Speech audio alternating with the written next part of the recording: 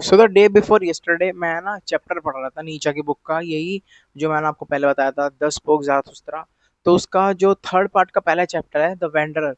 तो इसका जो, अगर मैं आपको एक बताऊं कि इसकी समरी क्या है, सार क्या है, वो ये है कि तुम है ना भटकते रहो, मतलब तुम है ना चलते रहो। बिकॉज अगर तुम एक जगह पे आकर के स्टिल हो चुके हो लाइफ में, फिर चाहे वो कितनी महानता का पॉइंट हो, वो मैटर नहीं करता। अगर आप वहां पे आकर के स्टिल हो चुके हो, अटक चुके हो, तो भाई आप है ना अपनी लाइफ को है ना ज्यादा मीनिंग दे नहीं पा रहे हो। बिकॉज आगे बढ़ते रहना ही लाइफ का सार है। एंड आज मैं इसी चीज के ऊपर बात करने वाला हूँ कि यार, क्या ये चीज सही में सच है? एंड अगर ये चीज सही में सच है, फिर तो यार बुद्धा जी की यार लाइफ कोई मीनिंग नहीं रहा। लेकिन ऐसा नहीं है ना, उनकी लाइफ काफी मीनिंगफुल थी। मतलब यही मैं इस चीज के ऊपर आज बात करूंगा आज की इस वीडियो में। तो चलो फिर वीडियो को स्टार्ट करते हैं। इमेजिन करो एक बंदा है, एंड वो है ना बचपन से ही बिलो पॉवर्टी में जिया है। मतलब आर्थिक स्थिति काफी खराब रही है। एंड लेकिन अब है ना उसके पास 18-19 के करीब उसकी ना जॉब लगती है, एंड उसके पास है ना एक स्टेबल इनकम आनी शुरू हो जाती है, 50 के टू 100 के, इसके बीच में। एंड वो काफी खुश होता है। एंड जब वो जॉब पाने से पहले क्या सोचता कि यार अगर 30,000 भी मिल जाए तो मेरे लिए बहुत होगा।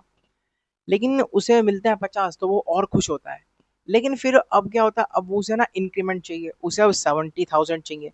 फिर ऐसा करते करते उसे ना बढ़ोतरी चाहिए हर एक चीज में। अब आप देख लो कि यार अब है ना वो है ना घर ले लेता है, बंगला ले लेता है, गाड़ी ले लेता है। एंड अब उसके पास ऐशो आराम है। जो बंदा बचपन से ही गरीबी में जिया है, उसके पास एक अच्छी खासी डिसेंट लाइफ जीने तक की अब मनी आ चुकी है। एंड अब वो काफी खुश है। लेकिन अब वो यहाँ पे रुक नहीं रहा है, अब उसे और चाहिए, अब उसे और चाहिए। अब वो अपना ना बिजनेस खोलने की उसमें ना कोशिश में लगा हुआ है। एंड वो खोल भी लेता है, एंड उसको वहां से भी प्रॉफिट जनरेट होता है, होता रहता है, होता रहता है, होता रहता है। एंड फिर वो शादी कर लेता है, उसके बच्चे होते हैं। एंड वो फिर है ना एक नई और कंपनी खोलता है अपने बच्चों को देने के लिए। एंड उसको वहां भी यू नो इनकम जनरेट होती रहती है। एंड फिर देखते ही देखते 20 से 30 सालों के अंदर वो है ना मिलियनियर बन जाता है। एंड फिर वो उसका जो धंधा इतना अच्छा चल रहा होता है कि वो फिर आने वाले 15 सालों में फिर एक बिलियनियर बन जाता है। फिर ऐसा करते करते वो ना बढ़ता रहता है, बढ़ता रहता है। एंड फिर है ना सडनली उसे रियलाइज होता है जब वो बूढ़ा होता है कि यार मैं कभी रुका नहीं, क्या मैंने सही करा गलत करा? क्योंकि वो है ना फिर पैसे के पीछे ही भागता रहा। एंड फिर वो है ना सवाल खुद से पूछता है कि यार मैंने सही करा? बिकॉज यार मैंने कुछ ज्यादा कनेक्शन अपने बनाए नहीं, एंड ना ही भाई मैंने अपने ज्यादा इमोशंस जाहिर करे, बजाय इसके कि भाई मैं अंधाधुंध पैसे कमाऊं। हाँ, बीवी बच्चे इन्हें छोड़ दो, क्योंकि इनके साथ तो भाई रहता हूँ मैं, क्योंकि मुझे इनसे प्यार है काफी ज्यादा, इनके साथ तो मैं रहूंगा ही। तो अगर इन्हें हटा दो तो इसने ज्यादा कुछ किसी से बात नहीं करी। एंड अब आप देख लो केस कहाँ से कहाँ पहुंच गया। मतलब जो बंदा गरीबी से भी नीचे जिया था, मतलब एक्सट्रीम पॉवर्टी में, अब वो बिलियनियर बन जाता है। लेकिन वो खुश एंड में जाकर के भी नहीं है, क्योंकि वो सोच रहा है यार काश कि मैंने ना सबसे बात की होती, इमोशंस अपने जाहिर किए होते, क्वालिटी टाइम स्पेंड किया होता, ह्यूमन कनेक्शन बनाए होते, यू नो अपने जान पहचान बनाई होती इमोशनल वाली, वो नहीं कि बिजनेस वाली, वो तो बहुत है उसकी, लेकिन इमोशनल वाली या फिर कह लो इनफॉर्मल जान पहचान अगर काश उसने बनाई होती। तो अब क्या है, वो पहले जब वो पैसा नहीं था उसके पास, तब उसकी एक ही प्रॉब्लम थी, वो है पैसा। लेकिन जब उसके पास पैसा आ गया, फिर उसकी बहुत सारी प्रॉब्लम्स बन गई। सो ना ये एक काइंड ऑफ मान लो कि ये उसकी जर्नी थी कि भाई कैसे उसने ना एकदम गरीबियत से अपने आप को टॉप पे पहुंचा दिया। अब जो मैंने चैप्टर पढ़ा था इसमें, द वैंडरर का, द स्पुक ज़ारथुस्त्रा किताब का थर्ड पार्ट का पहला चैप्टर, द वैंडरर। तो अब इसमें मैं जो सार करेक्ट कर पाया वो ये था कि तुम्हारा कहीं रुकना नहीं होता, तुम्हें बढ़ते चले जाना होता है। अच्छा, ये बात से है ना मैं एग्री नहीं करता था जब तक मैंने इस चैप्टर को नहीं पढ़ा था, ऑब्वियसली। क्योंकि क्या है ना, मैं से है ना अपने आप को ना बहुत वैसे देखता था कि यार मैं क्या है, यार कभी तो यार मैं बुद्धा को पसंद करने लगता हूँ, कभी मैं कामों को पसंद करने लगता हूँ, कभी मैं कोई सी फिलोसफी फॉलो करने लगता हूँ, कभी मैं ये करने लगता हूँ, कभी मैं वो करने लगता हूँ, कभी मैं व्लॉग बनाने की सोचता हूँ, कभी मैं फिलोसफी कंटेंट डालने की सोचता हूँ।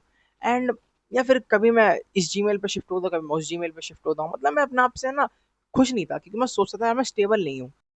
एंड फिर जब मैंने इस चैप्टर को पढ़ा, मेरे फिर यार दिमाग में एक और क्वेश्चन आया कि यार फिर ऐसे तो यार सिद्धार्थ गौतम है यार, उनकी तो लाइफ फिर वेन में गई है। वेन में मतलब व्यर्थ में, क्योंकि वो फिर है ना जंगल में रहने लग गए, वो है ना एक एकदम सादी लाइफ जीने लग गए। लेकिन अगर हम वैसे देख के कहें कि क्या नाम फिजिकल अपीयरेंस में, तो भाई वो स्टिल थे एक जगह पे। लेकिन अगर मैं एक बार को ये मान के चलूं कि भाई फिजिकल अपीयरेंस ही देखी जा रही है, फिर हिसाब से तो यार बुद्धा जी का जो जीवन है वेन में चला गया। हालांकि उन्होंने जो मेंटली ग्रोथ की है वो भाई इमेंस लेवल की है, कुछ उनका मुकाबला ही नहीं है यार। He is nearly God level, I would say. यार क्या गॉड है यार, मैं क्यों उनकी बेइज्जती कर रहा हूँ सिद्धार्थ गौतम की? Why he is God? He is just an enlightened human. तो अब ये है।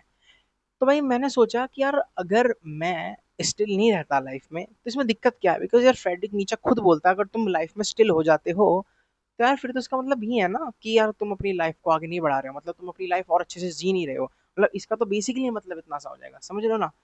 फिर मैंने इस बात को इस वे में लेने लग गया कि यार अच्छा, अच्छा एक बात बताओ कि मैं एक चोर हूँ एंड मैं डाका डालता हूँ एंड मैं धीरे धीरे धीरे धीरे जो है ना अमाउंट होता है घरों को लूटने का, या फिर कह लो जो मेरी एफिशिएंसी होती है कि भाई मैं पहले दो में से एक घर लूट पाता था लेकिन अब मैं पांच में से चार के चार घर लूट पा रहा हूँ, फिर कह लो पांचों ही लूट पा रहा हूँ एंड अब मैं ज्यादा घर लूट रहा हूँ, हफ्ते में पहले मैं दो लूटता था मैं पांच लूटता हूँ, तो अब मैं इसको बढ़ाता रहूंगा, तो क्या ये एक अच्छी बात है?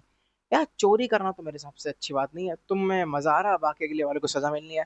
आई थिंक नीचे ऑब्वियसली उस सेंस में नहीं कह रहा है, ही इज बेसिकली सेइंग कि यार जहां तुम हो एंड कल तुम जब वहां पे पहुंचोगे तो तुम कुछ ऐसे काम करो कि जब तुम कल वहां पहुंचोगे तुम पीछे मुड़ के कह सको अपने कल वाले वर्जन को कि यार मैं तो उससे आगे निकल गया, भले 0.1% निकला हूँ लेकिन मैं आगे निकल गया हूँ। I think in that way नीचा वाज ट्राइंग टू से कि भाई अपने है ना आपको ना स्टिल मत बनाओ इन एनी सिचुएशन।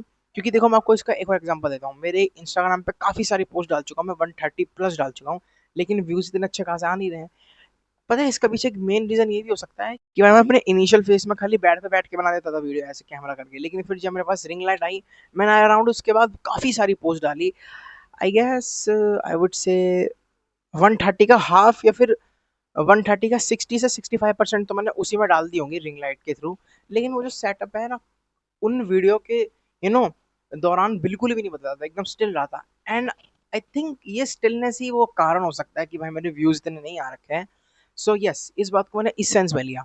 बाकी I think in my opinion अगर तुम मेंटली ग्रोथ कर रहे हो तो यार वो तो एक नेक्स्ट लेवल ही चीज है, लेकिन अगर तुम मेंटली के साथ साथ फिजिकली भी ग्रोथ कर पा रहे हो आई थिंक फिर वो एक एक अलग ही टॉप टियर की बात हो जाती है कि भाई तुम दोनों चीजों को साथ में लेकर के चल रहे हो and I am trying to do that कि भाई मैं दोनों चीजों को साथ में लेकर के चलूँ। एंड बाकी यस ये कहता मेरे को आज किसी वीडियो में पसंद आया तो बताना कमेंट्स में, एंड अगली वीडियो कौन सी होगी वो भी कमेंट कर देना। बाकी तब तक के लिए मिलता है अगली वीडियो में, तब तक के लिए keep studying and keep reading.